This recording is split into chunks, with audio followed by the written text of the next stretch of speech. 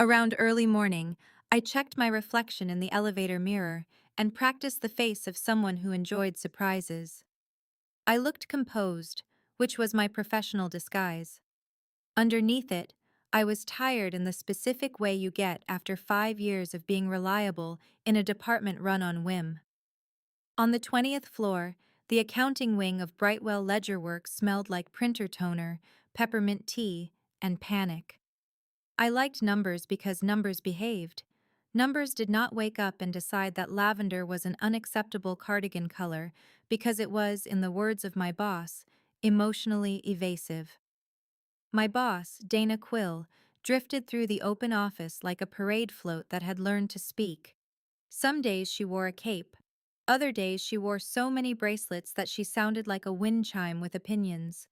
She believed rules were art projects. "Attention, arithmetic artisans," she announced, clapping once, as if applause should begin automatically. "New rule. Everyone must wear a lime cardigan today." I blinked. "We are in accounting."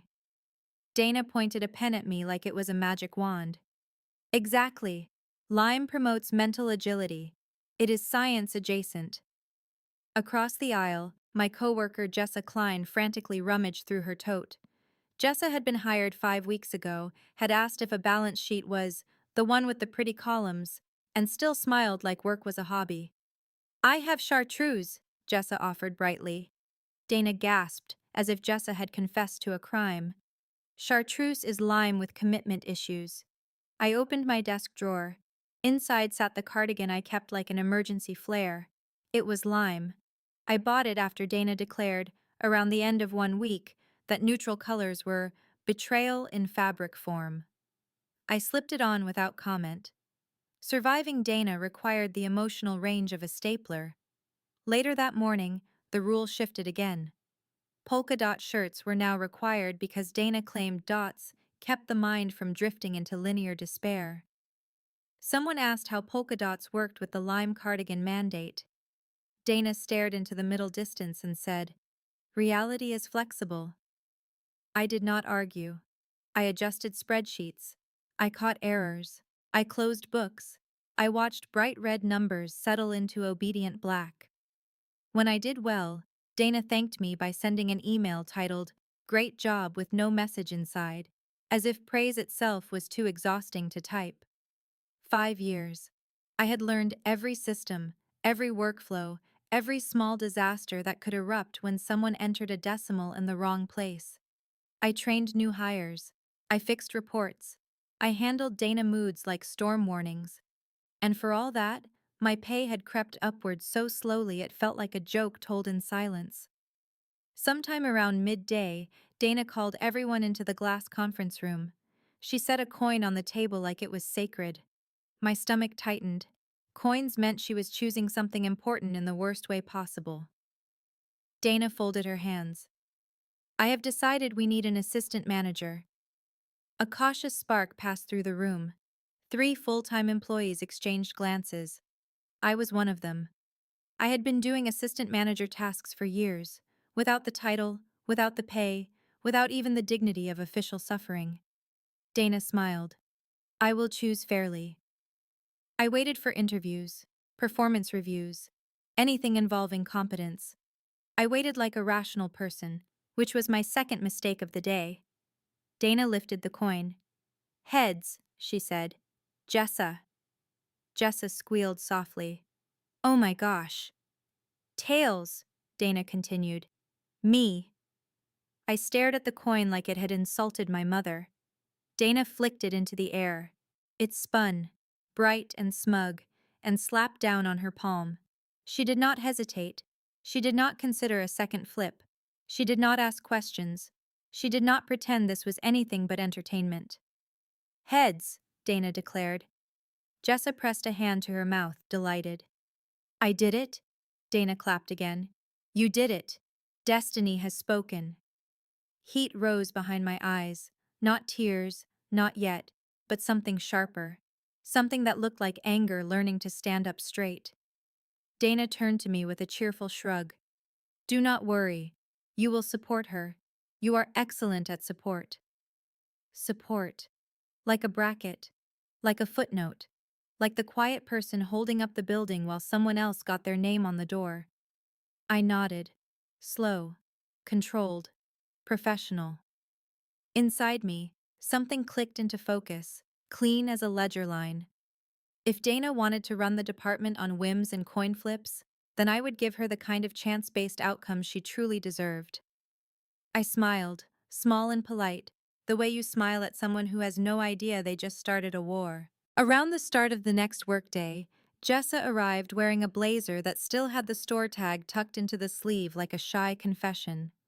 She carried a new notebook, a new tumbler, and the expression of someone who thought management was mostly inspirational quotes.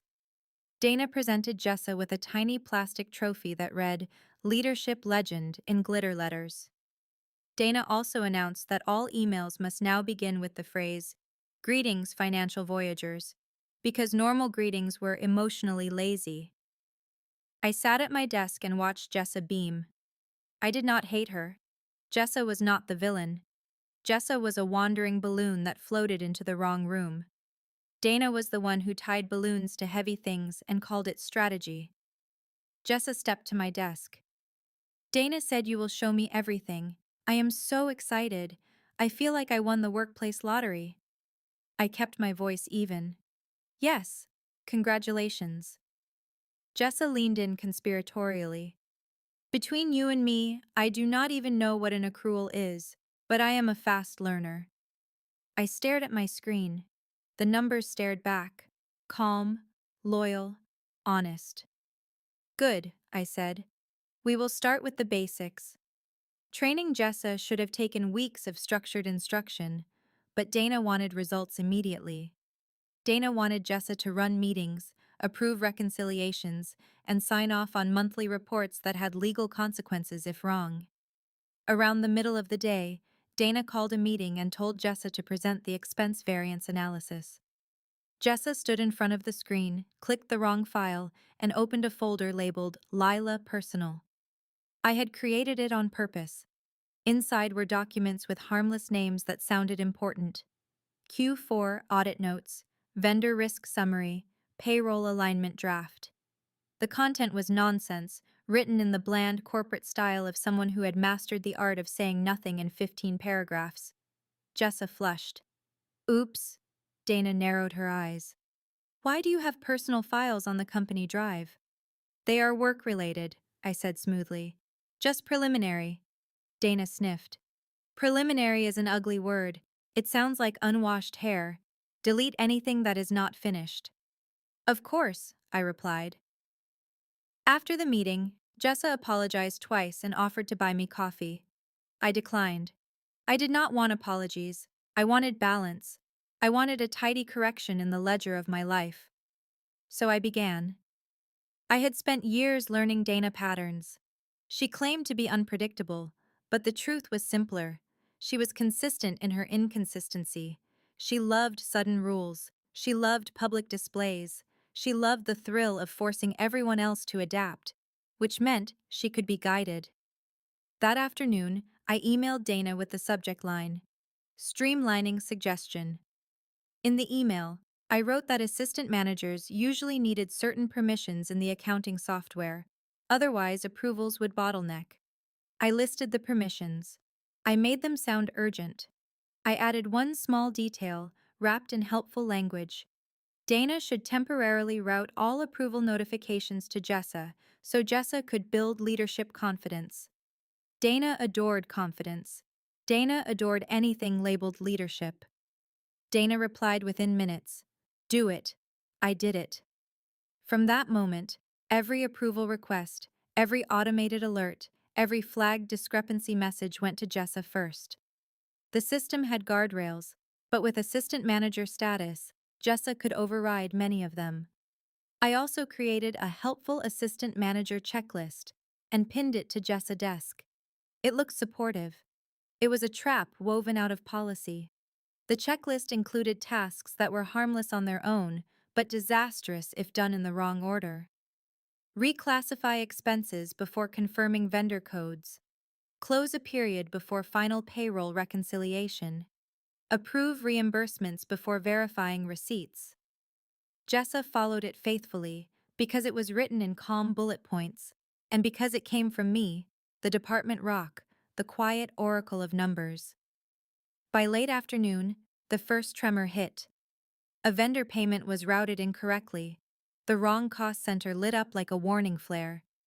Jessa approved it with the proud speed of someone trying to look decisive. An alert pinged Dana inbox. Dana stormed out of her office, bracelets clattering like alarm bells. Why is the marketing cost center paying for warehouse equipment? Jessa blinked. It said it needed approval. Dana spun toward me. Why did the system allow this? I gave my most innocent expression. Because assistant manager approvals bypass certain validations. That is why the role requires experience. Dana's jaw tightened. Jessa's voice went small. I can fix it. Dana hissed. Fix it faster. I watched the chaos bloom, controlled and contained, like dye spreading in water. Not enough to get anyone fired. Not yet. Just enough to reveal the truth Dana tried to ignore. Jessa could not do the job, and I could. That evening, Dana called me into her office. She sat behind her desk, eyes sharp, smile gone. You are not being very supportive.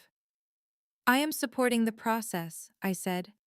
The process is revealing gaps. Dana leaned forward. Are you trying to embarrass me? I smiled politely. You flipped a coin to choose leadership. Coins do not train people. For a moment, I saw something behind her eccentricity. Not whimsy, fear. I left her office with my heart steady. I had begun my revenge the way I did everything, with precision. Around the start of the next workday, my inbox held an office-wide email from Dana titled, New Era of Discipline. She declared that everyone must keep desks museum clean, because clutter invited financial demons. She attached a blurry photo of a dusty stapler as evidence of moral decay. I deleted the email and opened my spreadsheet. Across the aisle, Jessa looked like she had slept in her blazer. Her trophy sat beside her monitor, glittering with false confidence. Morning, she said, voice strained. Donna wants me to run the budget sync. I nodded. Then you should prepare the report. Jessa swallowed. Which report? I gave her a look that conveyed calm concern and mild pity, the kind that made people feel foolish without knowing why. The consolidated variance deck. Her eyes widened. We have a deck. We do, I said. I can send you the folder. She exhaled in relief. Yes, please. I sent the folder. Inside were two files. One was the real deck, accurate, current, polished. The other was a decoy named Consolidated Variance Deck, Final. The decoy contained numbers slightly off, not enough to trigger immediate alarms, but enough to make Dana look reckless when leadership reviewed it. Charts were subtly misaligned. Labels were swapped. Nothing screamed sabotage. Everything whispered incompetence. Jessa opened the decoy. I did not tell her. I did not need to. Around mid-morning, she stood in the conference room, sharing her screen to Dana and two senior leaders from upstairs, both dressed in neutral clothing that never got forced into lime cardigans. Jessa clicked through slides, voice bright but shaky. As you can see, travel expenses are down, and vendor costs are stable. One leader, Rowan Pike, frowned. These totals do not match the quarterly close report. Dana bracelet stilled. That was rare. Jessa laughed nervously. Oh, that is probably just a formatting thing. Rowan did not laugh. Numbers are not formatting. Dana's gaze snapped on Jessa. Where did you get this deck? Jessa pointed without thinking toward me. She sent the folder. Dana turned on me. Explain. I remained seated, composed. I sent the folder with our standard templates. The consolidated variance deck is stored there. Perhaps Jessa selected an older version. Jessa blinked. It was labeled Final. I lifted my eyebrows. soft sympathy that also served as a noose. Many things are labeled final. That is why experience matters. The second leader, Tamsin Rowe, sighed. Dana, we need reliable reporting. I have received 3 inconsistent numbers this month. Dana forced a smile. We are in a dynamic phase. Tamsin's expression did not soften. Accounting does not have dynamic phases. It has accuracy.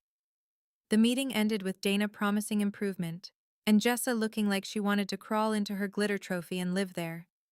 Afterward, Dana marched to her office and slammed the door. Jessa approached me, eyes wet. Why would there be an older version? I kept my voice gentle. Because the department existed before you arrived. Files accumulate.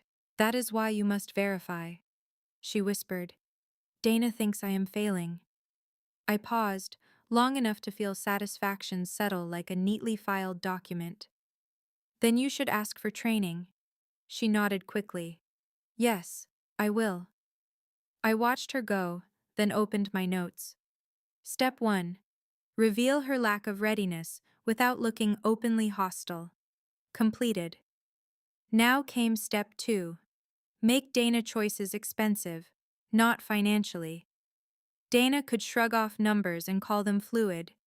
The real currency she valued was reputation, control, the illusion that her chaos was genius. That afternoon, Dana called me into her office again. She wore a severe blazer that looked like it was fighting her personality. You are supposed to help, she said. I am helping, I replied. I warned you the role required experience. Do not get smug, Dana snapped.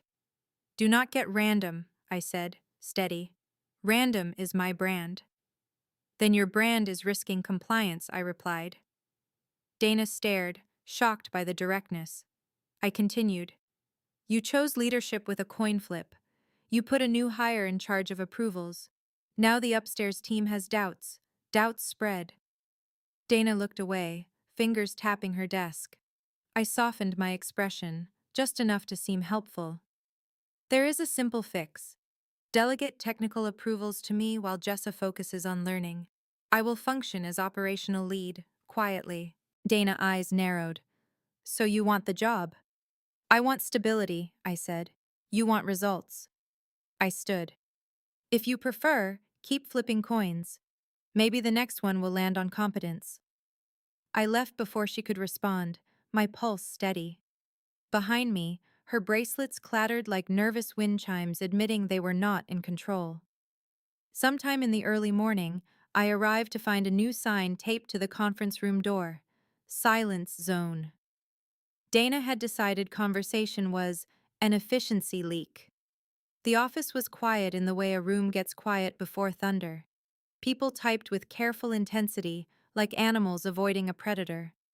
Jessa sat rigid at her desk, eyes red-rimmed. She held a printed sheet titled Assistant Manager, Daily Commandments, complete with Dana's signature. I read it while walking past. Speak only when asked. Approve swiftly. Never question the coin. I almost laughed. Dana had turned embarrassment into theater, her favorite coping mechanism. Around mid-morning, the consequences of swift approvals arrived like a freight train. The payroll export flagged an error. The system warned that several reimbursements lacked required receipts. Jessa, obeying commandment number 2, approved them anyway. The compliance dashboard lit up with alerts. This time, the alerts did not go only to Dana. They went to finance operations upstairs. Rowan Pike appeared in our bay with Tamsin Rowe behind him, both wearing expressions that did not belong in whimsical environments. Dana swept out of her office, face bright with forced cheer. Welcome, fiscal dignitaries. What brings you to our humble ledger lounge? Rowan did not smile. We have compliance alerts. Again. Dana waved a hand. Alerts are like dreams, symbolic. Tamsin held up a printed report. These alerts are like audits, real. Dana gestured toward Jessa. My assistant manager is handling approvals. Jessa stood, trembling. I am doing my best. Rowan's voice was flat. Your best is not meeting policy. Dana spun toward me, looking for a scapegoat. Why is this happening? You are the experienced one. I kept my voice steady, loud enough for the room. Because the approval routing was designed for a trained manager, I recommended oversight. We did not implement it. Dana's eyes widened. She knew exactly what I was doing. I turned to Rowan and Tamsin. I can clear the queue today. I can draft an updated approval framework to prevent recurring alerts. Tamsin looked at me, interest sharpening. You can do that. Yes, I said. I have been doing the technical portion for years. Rowan glanced at Dana. Then why is she not managing it? Dana's mouth opened, then closed. Jessa whispered, small and honest. Because the coin said so. Silence. Not Dana. Silence, zone silence. Executive silence. Tamsin eyebrows lifted. Coin. Dana laughed too loudly. It was a team-building exercise. Rowan stared. Team building does not choose managers. Dana tried to recover. My department thrives on creativity. Tamsin's voice cooled. Accounting thrives on controls. Tamsin turned to me. Draft the framework, and I want a summary of incidents. Accurate. I nodded. I will deliver it. Dana snapped. You cannot just go over my head. I met her gaze. I am going to protect the company. That is my job. Rowan and Tamsin left, footsteps heavy with judgment. As soon as they were gone, Dana rounded on me. You are undermining me. No, I said. Your coin did that. Dana's face flushed. You are enjoying this. I answered with measured honesty. I am enjoying being right. Dana pointed a finger. You think you can take my department? I smiled, witty and cold. I do not want your department. I want my worth recognized. Dana scoffed. You are replaceable. Then replace me, I said. Flip a coin and see who fixes compliance. Dana's hand hovered near her drawer where the coin lived. I watched her hesitate, because she knew the truth. The coin could pick a person, but it could not pick competence. Around late afternoon, Dana sent an office-wide email. Temporary structure update.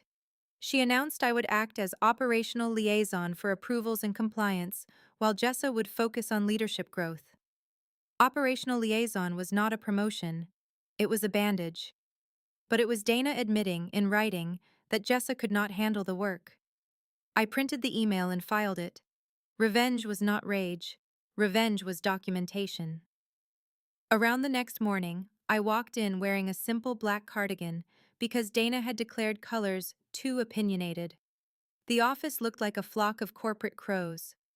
Dana sat in her glass office, watching everyone like she expected the numbers to betray her. I opened my laptop and drafted the approval framework for Rowan and Tamsin.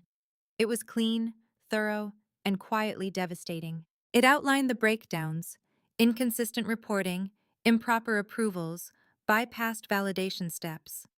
It listed the root causes: lack of training, unclear delegation, arbitrary rule changes that disrupted workflow.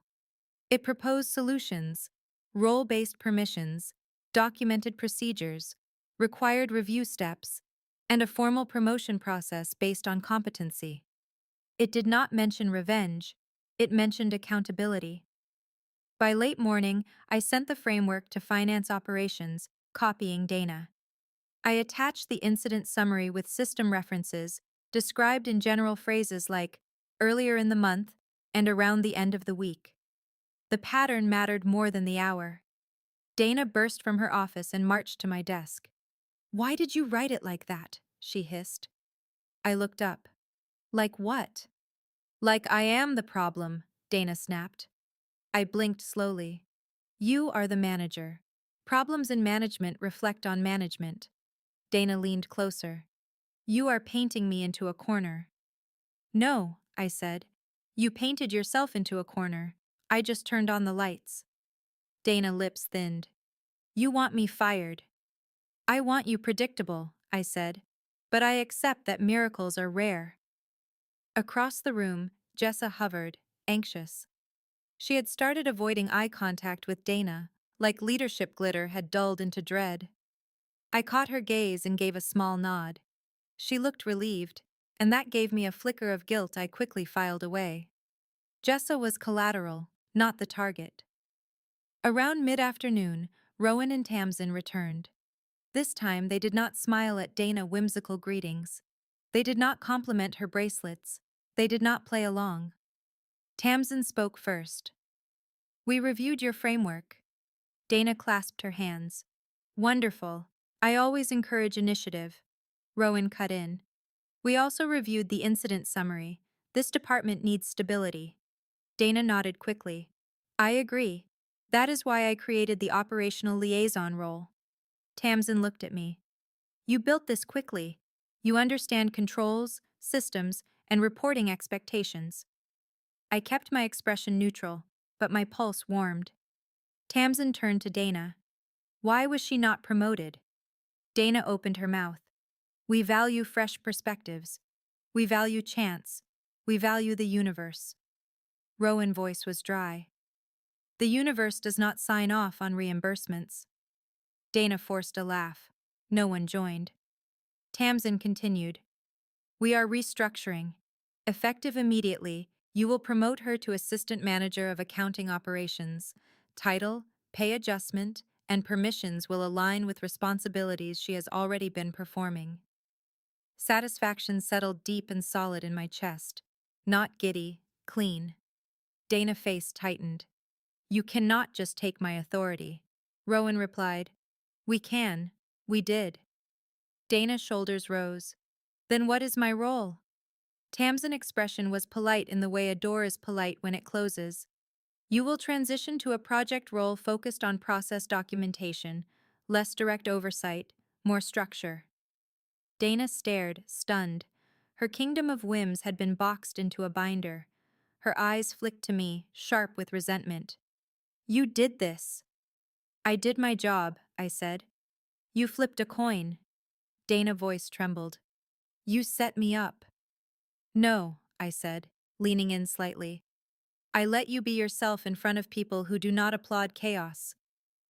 Dana straightened, trying to recover spectacle. "Fine. Enjoy your precious structure." I smiled. "I will. Structure is underrated. It does not require a cape." Later, Jessa approached me, quiet. "I am sorry. I did not ask for that coin flip." "I know," I said. She hesitated. "Are you going to be awful to me now that you won?" I almost laughed. "I did not win. I corrected an error." Jessa smiled faintly. "So you will train me?" I tapped a new checklist, the real one this time. "Yes. And this one will not ruin your life." As the day drifted toward late afternoon, Dana sat alone in her glass office, surrounded by her rules, her signs, her coin. I returned to my spreadsheets, where numbers behaved. Revenge did not have to be loud. Sometimes it looked like a promotion letter, a policy document, and the quiet satisfaction of watching a coin finally lose its power.